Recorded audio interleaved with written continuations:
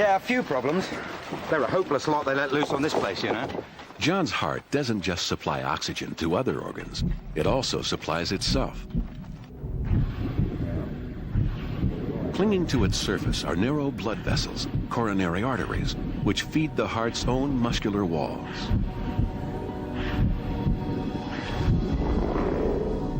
The walls of John's heart consist of 50 million elastic muscle cells, all contracting together. This is the beat of John's heart.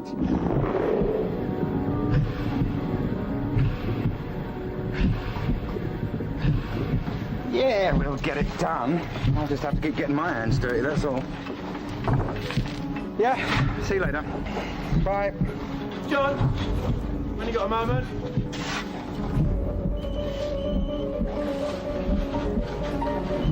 Yes.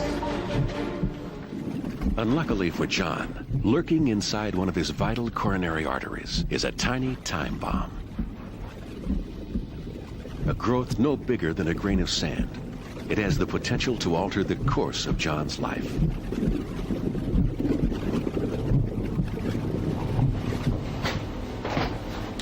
There you go. Just a job. Came free with our order. Looks a bit like Kenny, don't you think? There you go. Right. The growth inside John's coronary artery consists mainly of cholesterol. Yeah, I'm listening. Our bodies need cholesterol to function normally. Yeah? But most of what we require is manufactured in our livers. Why? Yeah? John doesn't need the extra cholesterol in his food. The surplus seeps into his bloodstream.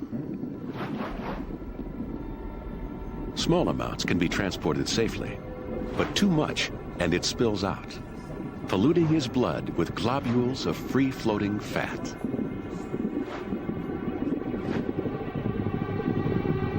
Yeah, well, we all have days like that, don't we?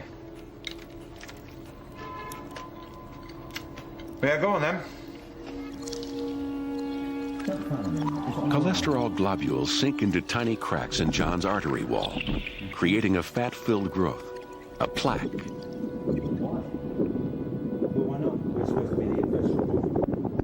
Over the years, it bulges up and out into the artery. Slowly but surely, it begins to reduce the free flow of John's blood. Why? All of us have some plaques in our arteries, but John has many more than most men his age. Is it on the lorry? Is it on the lorry? The inner walls of his coronary arteries are riddled with plaques. Blood is being squeezed through vessels which are half the width they ought to be. 45 years of cholesterol buildup lurks beneath a thin and fragile membrane. What do you mean? It can't be delivered till when? Go on. John is suffering from advanced heart disease, but he doesn't know it yet, because so far, his heart has been able to compensate for the damage. Well, I'll just have to manage, won't I? Yeah. I'll see you later. Bye. Only a week ago, a patch of his heart muscle became starved of oxygen. The gray muscle cells sent a distress signal to nearby coronary arteries. New blood vessels began to grow, a natural heart bypass bringing a fresh supply of oxygen to the starving cells.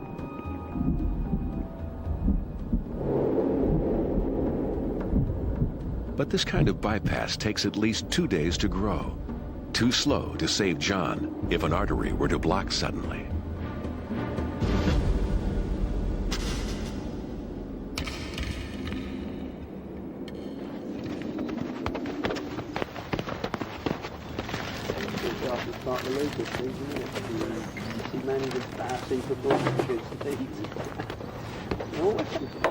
If anything else goes wrong today.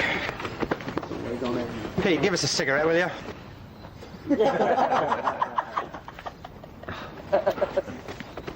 Give us a light one. John's heart is designed to respond to the needs of his body moment by moment. While he's sitting still, it needs to beat no more than 70 times a minute. To maintain its precision, it uses electricity. The heart is the only organ with its own power supply.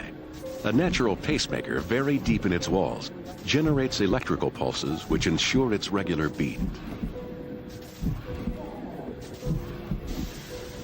Each pulse surges through the cells which make up the heart's muscular walls, forcing them to beat in unison and keep perfect time. Go for it, Marcus. Go for it, go. Right. Let's be having you then.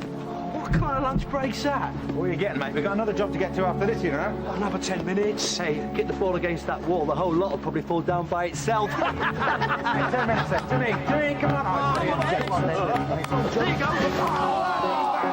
Come on, give it to me. Come on. Give it back to me. In the air. As John chases after the ball, 70 heartbeats per minute is no longer enough to meet his body's demand for oxygen.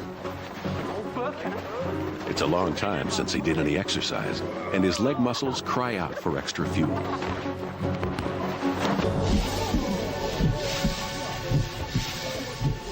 His brain sends an urgent signal to his heart. The pacemaker reacts instantly, stepping up the rate at which it fires electrical pulses. 2 minutes into the game, John's heartbeat has almost doubled to 120 beats per minute.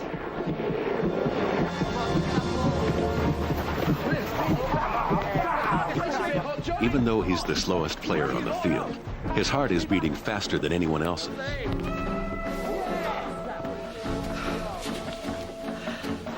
John's oxygen intake also adapts to his needs. He breathes faster and more deeply to supply his hungry muscles.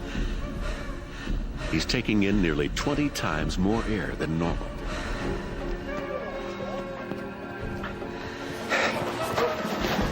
Yes. And back. Come on, Cantona. His heart keeps up its frenetic beat to pump this extra fuel to his legs. John.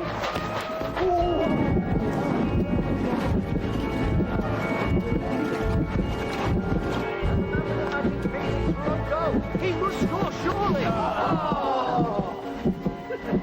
Hey, your pants are restricting your movement, right, John? Simply to keep him in the game, John's heart and lungs are working at their limit. But by doing so, they're placing him in mortal danger. Blood is being forced faster and faster through his diseased coronary arteries. Flowing at 5 times their normal speed, blood cells eddy and swirl around his plaques. Bombarded by red blood cells, one fragile plaque is under unbearable strain.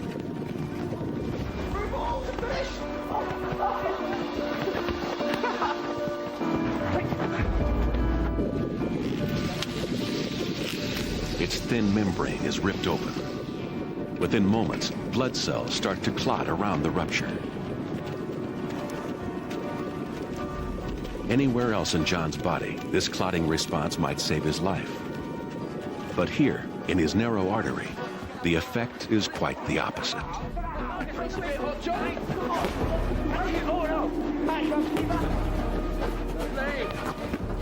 The clot in John's artery traps more and more passing blood cells. It grows bigger, and the flow of blood to John's heart slows down. Downstream, the heart muscle cells are in peril. Their oxygen supply is dwindling just when they need it most.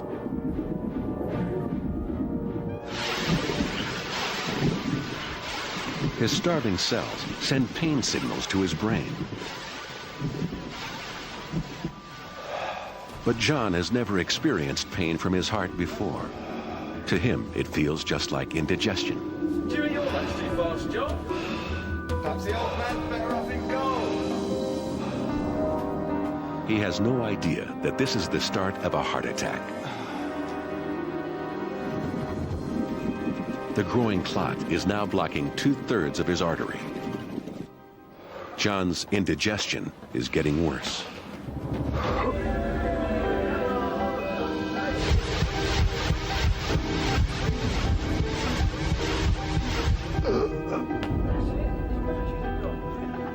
He feels a vice-like pain in his left arm. His brain is confused, overloaded with the escalating pain signals coming from his heart.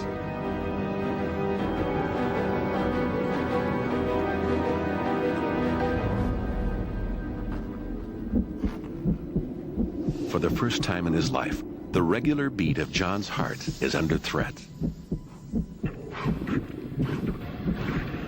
A patch of 4 million muscle cells is running low on oxygen. John, what's up? What's the matter? 5 minutes after his heart attack began, John's body is struggling to deal with the crisis. His brain has triggered a surge of the hormone adrenaline into his bloodstream. This is one of the most primitive and powerful reactions in the human body.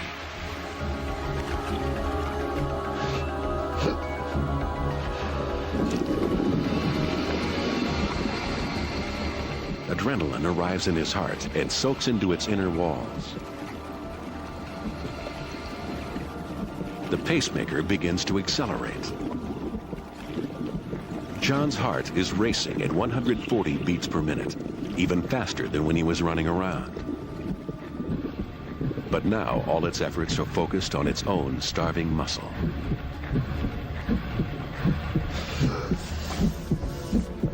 Call an ambulance.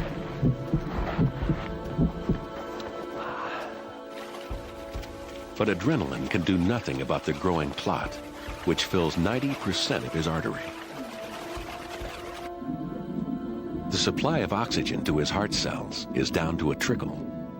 They are forced to shut down the function which absorbs most of their energy. They stop beating,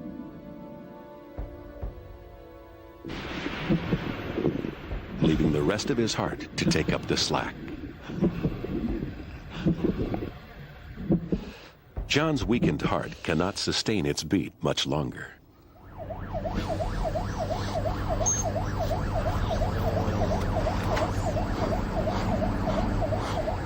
We're just playing a game of football.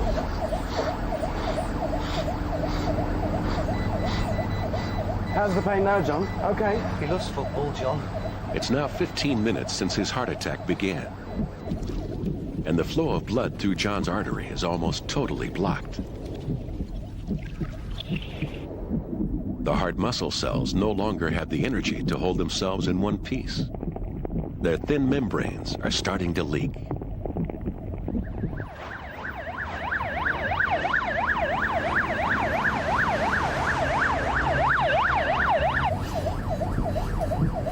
You're gonna be okay, John. Just hang on in there. John's injured heart is wearing itself out. Its beat is getting weaker. The effects are beginning to tell on the rest of his body. John is struggling to breathe because his lungs are filling with fluid. As his heart weakens, blood backs up in the vessels coming from his lungs. The extra pressure forces liquid out of his blood into the air sacs of his lungs.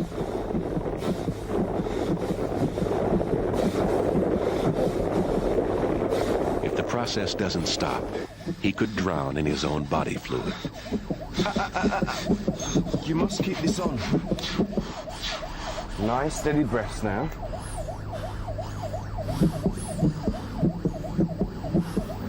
Well done, mate. Bringing in a 45-year-old male, possible MI, ETA 3 minutes, over. Just hold on, John. We're nearly there. They'll sort you out. The lack of oxygen in John's body is beginning to affect his brain. He's dizzy and disoriented.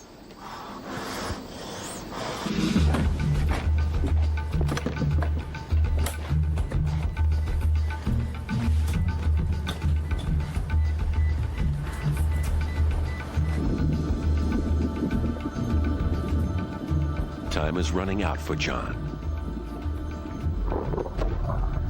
His starved heart muscle cells are beginning to burst and die. Let's get him to restart the voltage. Camping. Mind your backs. If he's not treated within the next 20 minutes, his heart will be so badly damaged it will never beat normally again. What's the story? John Palmer, 45-year-old. Collapsed with chest pains playing football. No past history, bit hypertensive. BP 90/50, tachycardia 120. When did your pain start, John? They said about half an hour ago. Don't worry, John. We'll soon have you sorted out. Are you his friend? Yeah. Do you know if he's got a heart problem? You can give his details to reception. Right, let's do it verbally, quick as you can, please.